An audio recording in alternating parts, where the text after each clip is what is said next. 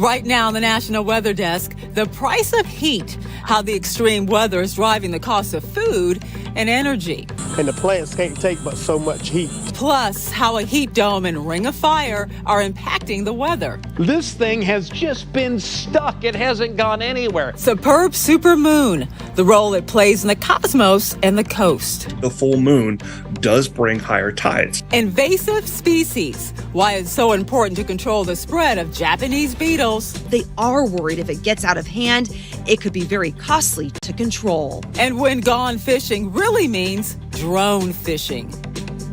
From our nation's capital, this is the National Weather Desk. Good morning and welcome to the National Weather Desk. I'm Angela Brown. Not to sound like a broken record, but the nation's heat dome is once again the big weather story of the day. More than 54 million Americans are under heat alerts. Excessive heat warnings are posted for East and Central Texas, along with Louisiana, Arkansas, and Oklahoma. It's also posted for the desert Southwest, where Phoenix could flirt again with 110 degrees. The heat wave bearing down on the country could also burn a hole through your wallet. Excessive temperatures are impacting gas prices. Could food prices be next? Excessive heat and the oil industry, along with farmers, are struggling. Their problems, though, surfacing in different ways. Our team of reporters across the country are on the ground talking to farmers like family-owned J&J Farms in South Carolina. The sweltering heat bruising their crops. It's slowing down the squash and the zucchini because the heat keeps bearing down on it in the middle of the day, and the plants can't take but so much heat. Excessive heat adding another layer of financial pain, a higher water bill. A pecan farmer in New Mexico is using more water, and it's adding up. If it cools off a little bit, I can water it every 3 weeks. Right now, I'm watering between 15, 16 days. Sweltering heat is threatening to drive up gas prices even more. The global head of energy analysis and oil price information services telling USA Today oil refineries in Texas, Louisiana, Tennessee, and some other states struggle to run anywhere near at maximum rates. And we're already feeling it at the pump. There I am, spending more than $40 on gas. It's really frustrating, but I mean, I don't know. There's not much I can do about it. Record-breaking heat is baking America's farmland. So far, experts say the cost is not showing up in large price swings at the grocery stores. Experts point to crop insurance and other economic factors. Well, farmers across the country are telling our reporters they need one thing: meaningful rainfall. There are a few factors at play when it comes to what's causing the sustained heat wave. But two big ones are the heat dome and a weather phenomenon called the ring of fire weather pattern. Meteorologist John Gum explains. Well, it seems like we deal with this each and every summer, the big heat dome that creates hot temperatures across the country. Although over the last several weeks, this thing has just been stuck. It hasn't gone anywhere, just baking parts of the deep south and the desert southwest. Well, for the week ahead, that is going to continue, especially across the far south. What is the heat dome? Well, it's a giant bubble of hot air here, and underneath of it, you get sinking air. That air warms as it sinks. It creates hot temperatures and dry conditions. But there's a flip side to this, if you will, and that is when you get to the edge of this heat dome, we tend to get storms. Lots of storm activity on the edge of this. We call this the ring of fire weather pattern. And this week will be no exception, with clusters of storms making their way across the central part of the country. Those clusters of storms, they form right on the edge of this heat dome. They can be severe, and they can produce flooding rainfall. So it's the fire and it's the heat that we see with these heat domes, a typical summertime setup that will continue this week across the country. The massive York fire in California and Nevada has produced fire whirls, look at this, which are spinning flames that create dangerous conditions for firefighters. The fire has already burned more than 80,000 acres, making it the largest in California this year. The good news is the Cal Fire says it's 23% contained, but it's caused more than $1 million in damages. The several fires continue to burn in Montana. Laurel Staples gives us the latest updates on where those fires stand. Officials report the middle Ridge fire burning southwest of Sloan's Bridge in Mission Valley now measures close to 11,000 acres. Reports show intense heat along the northern edge of the fire.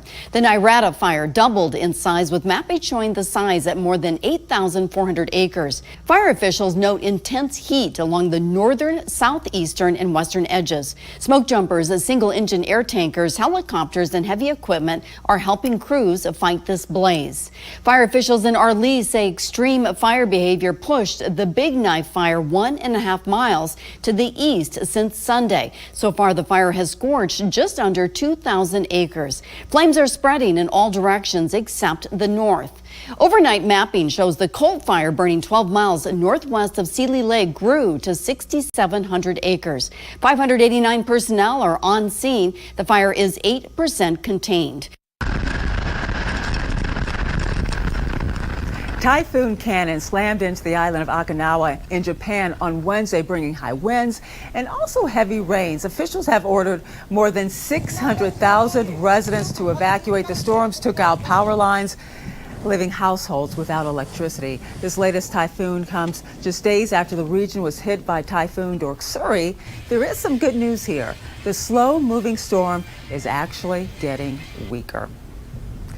It's hard to miss in the sky, especially at night. Viewers across the country shared photos of the August supermoon, also known as the full sturgeon moon. It was the first of the two full supermoons that we will see this month, with the super blue moon coming in 4 weeks. Emma Parkhouse shows us how this cosmic phenomenon is impacting the cosmos and the coast. For a supermoon to occur, you need the moon to be as close to Earth in its orbit as it can possibly be, and we're there now. So you have a blue moon and basically a supermoon in the same month, and that does not happen very often. On August 1st, the supermoon appearing bigger and brighter from Earth during its 8:44 p.m. moonrise. But while the supermoon is surely a celestial sight to see, NASA Ambassador Tony Rice says supermoons have the power to create some waves along the coast. The full moon does bring higher tides.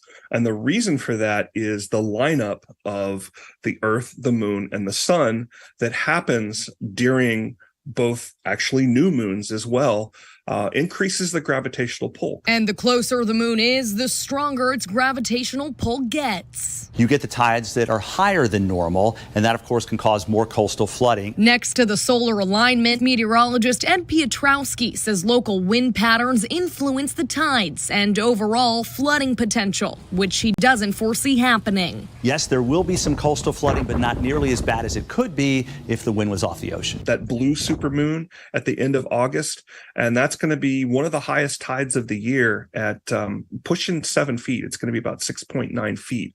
And the moon is only going to be 116 miles closer than it is at the beginning of the month. So as that distance closes just a little bit, the gravitational pull really starts to go up. Record-breaking rain in July is causing infrastructure chaos in the Albany, New York region. The most recent example, an SUV falling into a sinkhole. Look at this. Emma Quinn looks at how local governments are handling this extreme weather. July, a month of torrential downpours hitting almost every inch of the capital region. Water goes to the weakest point. So if the pipe can't handle everything, it'll back up onto the catch basin, back up into intersections, back up into basements, until wherever it goes to be relieved can be relieved. Municipalities all over the capital region say the extreme weather we've seen this summer can cause unprecedented disasters to infrastructure and roadways. Extreme weather leading to extreme costs for municipalities. As we saw up north and our friends in Vermont, one downpour is washing away roads, washing out bridges. That can be a massive financial impact. Requests for federal assistance to deal with the aftermath of recent flooding have been approved in both Vermont and New York. The Voyager 2 spacecraft is alive and operating more than 12 billion miles from Earth. NASA lost contact with the spacecraft after commands from Mission Control accidentally shifted into antenna. But in the last day, a very relieved NASA heard Voyager's heartbeat signal again. The probe was launched in 1977 to explore outer planets, but Voyager 2 has gone way beyond them. 5 years ago, it left the heliosphere. That's the boundary that separates our solar system from interstellar space. And coming up on the National Weather Desk, we'll learn about invasive bug species after the break.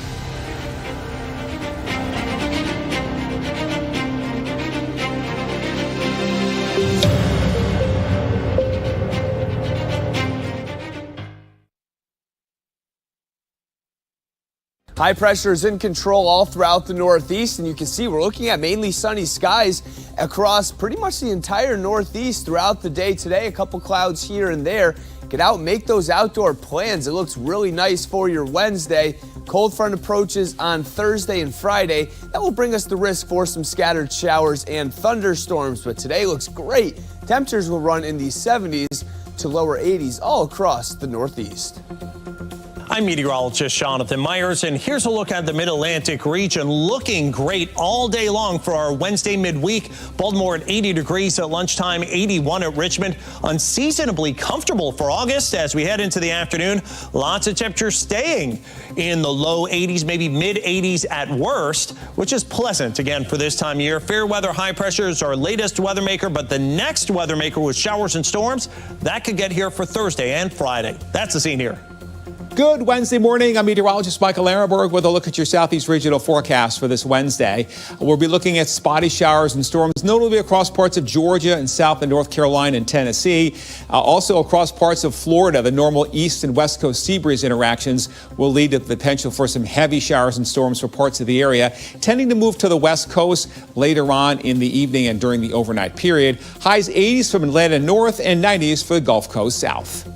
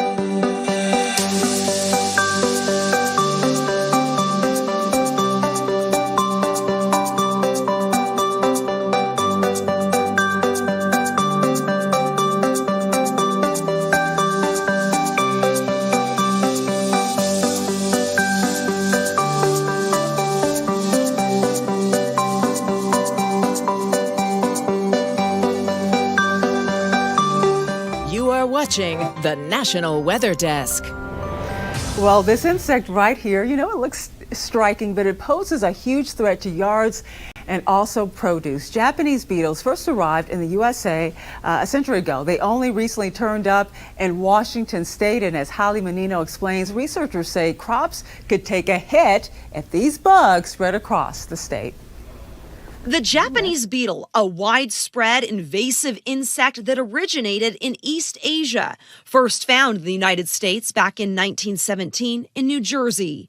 And spread throughout all of the states east of the Mississippi River. It's a little bug with a big appetite that feasts on a lot of different crops, but it really likes turf grass. It gets in people's lawns, it gets in golf courses, and that's actually often how it gets spread around when people are moving around sod or yard waste. In the 1970s, it started reaching states west of the Mississippi. In 2020, we detected it for the first time in Washington and in an area just outside of the Tri-Cities. Since then, more than 20,000 Japanese beetles have been detected in our state. This interactive map on the Washington State Department of Ag's website shows where beetles have been trapped. It has a life cycle that's part above ground and part in the soil, and that's partly why it's so difficult to control. A recent study by Washington State University found, if not controlled, Japanese beetles could make it across the evergreen state in 20 years. The Cascades are, in theory, a barrier to it moving to the west side. But if it could get over the Cascades through human transport, there's a lot of suitable habitat in western Washington as well. Researchers say they aren't worried about it wiping out Washington crops, but they are worried if it gets out of hand, it could be very costly to control. In the eastern United States, it costs at least $500 million to control this insect. So, we're talking about a major economic hit potentially to farmers if it were able to really become widespread in crop systems. In Alabama, it's not the Japanese beetle that is a concern, but another invasive insect. Officials are warning of a new bug referred to as a bark scale, which can destroy trees. The insect is originally from Asia, but has been gradually making its way across the U.S. Kyra Purvis spoke to experts about ways to save infected trees. They're stuck to the bark and on the branches, and they're going to be, again, this little white felt little spot. Bark scales have gradually made their way from Asia to the United States. The white oval-shaped insects can do major damage to crepe myrtle trees. The insect produces a lot of honeydew, so you get this black, sooty mold. Jacoby says an abundance of that black substance usually means a tree has likely been diseased for a few months to a year. You really notice that everything is starting to turn black. The stems of the trees are turning black, the leaves are turning black, and everything underneath the trees, the deck, whatever, is also turning black. Local arborist Mara Wood says ants enjoy feeding off of this substance and will try to protect the bark scale from other potential predators. That high presence of ants could be the first sign to appear if your tree is diseased. They defend these. So a lot of times when you're seeing lots of ants inside of your tree, look closely where they're kind of congregating. And right here where they're all congregating, there's some little scale, and they're feeding off of what they're excreting. Experts suggest using a systematic insecticide for treatment. This process can take several months and could take an entire year before the tree is completely healthy again. They came from Asia, they're slowly making their way here, and so they don't have a lot of predators. So it's a hard thing to manage, but if you're taking a little bit of preventative measures, you can make a big difference. If you're a fan of fishing, this next story is for you. We're sharing a newer fishing tactic that has one man in Myrtle Beach, South Carolina, reeling in the customers. Jenna Harazo has a look at what he's doing. Fisherman John Scheidel is giving fly fishing a whole new meaning. He says he started offering customers the option to drone fish this March, and ever since then, people have been hooked. The ones that choose the drone, they know we're going to be targeting bigger fish, and they know that it's going to be a sport fishing event where we're not going to keep what we catch. We're going to catch it, we're going to safely release it back into the environment. Scheidel says the drone is a great tool to use when fishing on the beach. He says the drone carries the bait out about 400 to 800 feet from them, allowing them to target different species that aren't in the immediate surf. So the drone gives us an advantage from fishing from the beach, surf fishing. We're able to reach out a little further distances. As for how it works, Scheidel says the line is attached to the bait and everything is already connected before the drone flies out over the Atlantic. The drone actually has an actuator on it where we can connect the bait and the line, and we'll lift the drone off the ground and proceed out over the water, and we'll go a distance, like I said, of about 400 to 800 feet. Then we've got a mechanical release on it that will push a button, the bait will release and drop. While there are no laws in South Carolina against using a drone to fish or hunt, DNR says it's important to still check the specific location where you plan on flying. So just because there's no state law on certain things doesn't mean that, let's say you're fishing in a state park, you need to, or a state park or a county park, you need to check with that park system and make sure that drone flights are legal. Drones aren't just for fun and fishing. Scientists are starting to get information from an autonomous vessel in the Great Lakes. It's collecting data for the U.S. Geological Survey. Meteorologist Heather Brookish spoke with those leading the project about what they hope to learn. This bright orange solar-powered and wind-powered boat was launched last week in Lake Michigan in Charlevoix on a very important mission. The purpose of the study essentially is to understand fish stocks, understand the abundances of prey fish that support the predator stocks that are so valuable. And we're also comparing the data that we get from this quieted platform to our conventional research vessels, which are producing noise and potentially scaring fish away from the vicinity. It's called Sail Drone, and it's collecting data using sound waves to detect fish. Sail Drone is working with the United States Geological Survey to collect data on the fish population on the Great Lakes. That mission will run the whole month of August and the whole month of September. So you'll likely see them on Lake Michigan, on Lake Huron throughout the course of the rest of the summer and into the early fall. This uncrewed boat will sail through Lake Michigan and finish its trip in Lake Huron. It's monitored 24/7 remotely as it's constantly collecting data on the water. The data we're collecting with Sail Drone are fisheries data using echo sounders, so we're using sound to detect fish in the water. What is collected now will be used to make fishery decisions. The states and tribes in the province of Ontario make decisions based on how much bait is in the water. They manage predators, they manage lake trout stocking, they manage salmon catch limits and bag limits, size limits. All of those things depend on data about how much bait is in the water to support predators. This is part of a 4-year-long project between USGS and Sail Drone, and they are in year 3 right now. And as we head to break, a bird's eye view of gorgeous waves in Hawaii.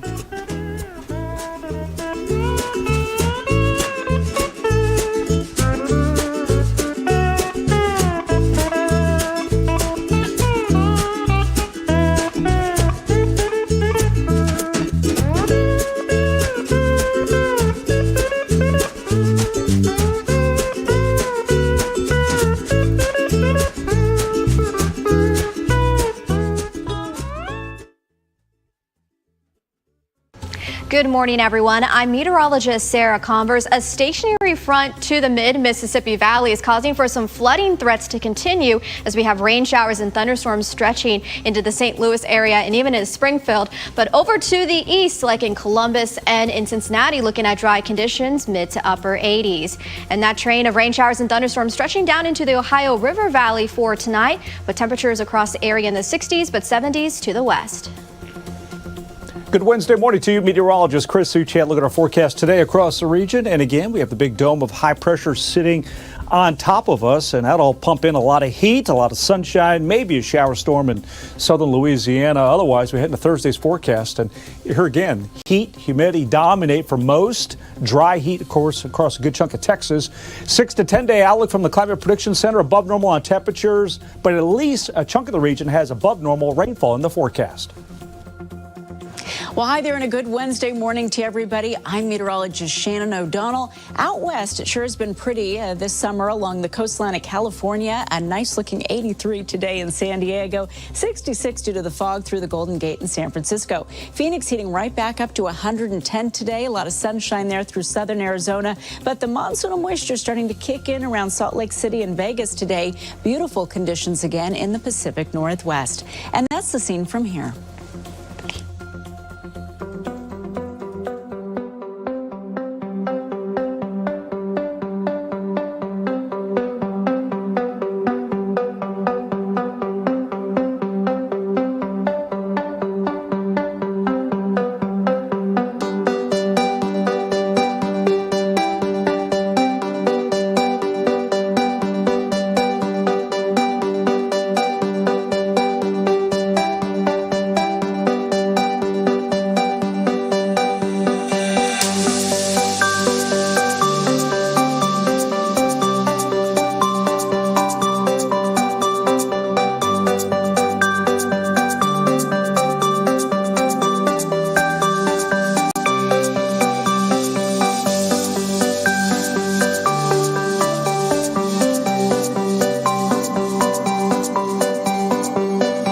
Weather Window, presented by the National Weather Desk. Parts of Montana continue grappling with wildfires and smoke, including Butte, Missoula Valley, and this cloak of smoke spotted west of the Nirata fire, thick enough to shroud the sun. And around Little Rock, a view of the full moon shielded by a mackerel sky, which is made of cirrocumulus or high alto cumulus clouds that resemble the pattern on a mackerel's back. Want to see your weather photos and videos on TV? Click Chime In on this station's website to share. Earlier, we told you about the supermoon. Now we turn to wolves. It's a myth. They howl at the moon. But in Wisconsin, officials are taking real steps to protect the wolf population. The goal to ensure the state prioritizes a healthy wolf population for years to come. And I think it's more robust to the future. Something like a disease outbreak, potential legal changes in the future. It's hard to predict the future, but I think this plan is is flexible and adaptable in that way to make sure it continues to reflect the science, but also the public preferences as we go forward. Well, the plan still needs board approval. We love to connect with you on all of your favorite social media platforms. Just search the National Weather Desk. We'll be right back.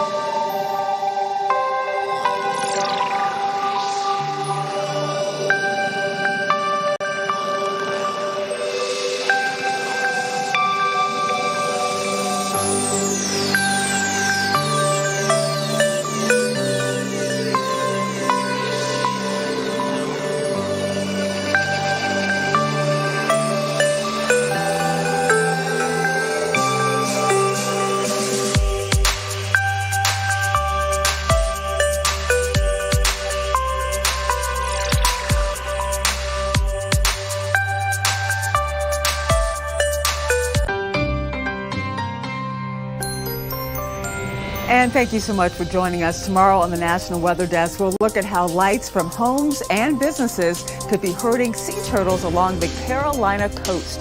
I'm Angela Brown. Make it a great Wednesday, and we'll see you right back here tomorrow.